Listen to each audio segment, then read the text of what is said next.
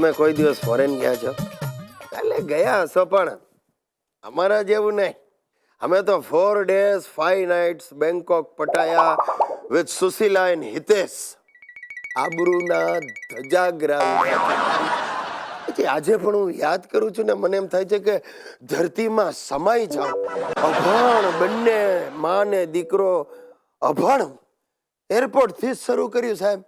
સુશીલાએ પાસપોર્ટની જગ્યાએ ration card મૂક્યું, બોલો. અને અમારો હિતિયો ફરતો ફરતો પેલા સિક્યોરિટી વાળા પાસે પહોંચી ગયો ને પૂછે, અંકલ રિયલ બંદૂક હે? એટલે પેલો કે હા. ફૂટતી હે? એટલે કે હા. તો કે ફોડો.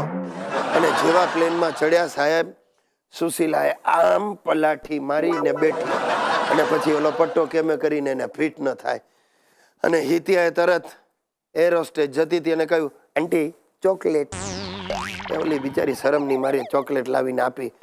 હિતિયો સાલો એ ખાનું જોઈ ગયો એટલે બાથરૂમ જાઉં છું કરીને ગયો. ખાનામાંથી આખી ચોકલેટની કોથળી લઈને પાછો આવ્યો. ઓલી એર હોસ્ટેસ આવીને મારી સામે ઊભી રહીને મને કે નોનસેન્સ. હવે સુશીલાને થયું જાણે મેં એની છેડતી કરી એટલે એને મારી સામે ડોળા કકડાવ્યા. અરે બાપ, આવું આવું થયું. જેમ તેમ બેંકોક પહોંચ્યા ને ઉતર્યા, હોટેલમાં ચેક ઇન થયા. હિતિયો મારો બેટો અડધી રાત્રે ઉઠ્યો, પેલું રૂમમાં ફ્રીજ હોય ને ખોલ્યું, એમાં જેટલી ચોકલેટ ને જ્યુસના ટીન હતા ને બધા ગટગટાવી ગયા. મને ખબર નહીં, હું તો સવારે નીકળ્યો ને જતો તો હલા કાઉન્ટર પરથી મને બોલાવ્યો, કમ યાર ટેક ધીસ $50 બિલ. હું તો પણ શેનું? મને કે ફ્રીજમાંથી વસ્તુઓ ખાધી. ત્યારે મને ખબર પડી કે આ નપાવટે આ રાતના પરાક્રમ કર્યો. બ્રેકફાસ્ટ લેવા ગયા ને ત્યારે તો હદ કરી.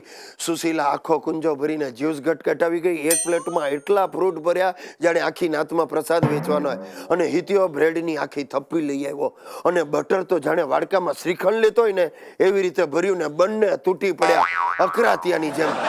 આજુબાજુ જે સાથે આવેલા એ બધા તો એને જ જોયા કરે. બહાર ફરવા જઈએ ત્યારે પણ બધા અમને જ જુએ. પર્યટન સ્થળ કોઈએ જોયા જ નથી, બોલો. અરે ભાઈ, હાલત થઈને પાછા જયારે આવ્યા ને ત્યારે તો એરપોર્ટ પર બધાની બેગો ફટાફટ નીકળી જાય. મારી જ બેગ પેલા ઓફિસરે રોકી મને કે ઓપન ઓપન. મેં કહ્યું ભાઈ મારે કાંઈ નથી. ઓપન. જેવી મેં આમ ઝીપ ખોલીને તમે નહીં માનો, અંદરથી 20-25 ચમચીઓ, છરી કાંટા, શેમ્પૂના પાઉચ, હોટલમાં રાખે નાના નાના સાબુઓ બધા જમીન પર વેરાઈ ગયા. હું પોતે આભો બની ગયો. મેં કહું આ ક્યાંથી આવ્યો?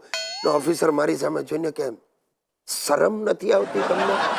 ફોરેન જઈને હિન્દુસ્તાનનું નામ બગાડો છો? ફ્રેન્ડ્સ, આ કોમ્પ્યુટર અને મોબાઈલના આવ્યા પછી લોકો પાંગળા થઈ ગયા છે.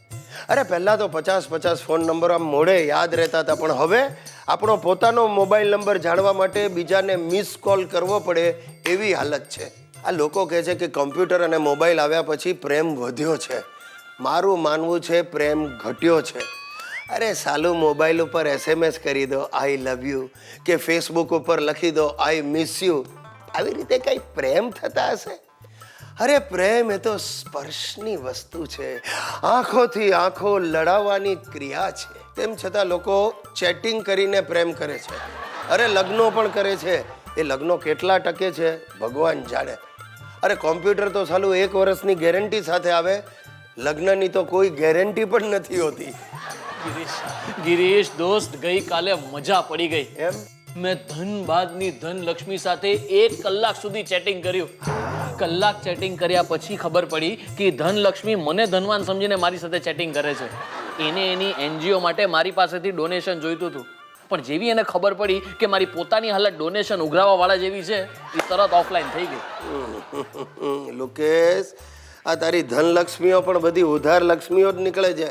એટલે તને ખરેખર એવું લાગે છે કે આ તારો ચેટિંગ પ્રેમ સફળ થશે? ગિરિયા, 1000% થશે.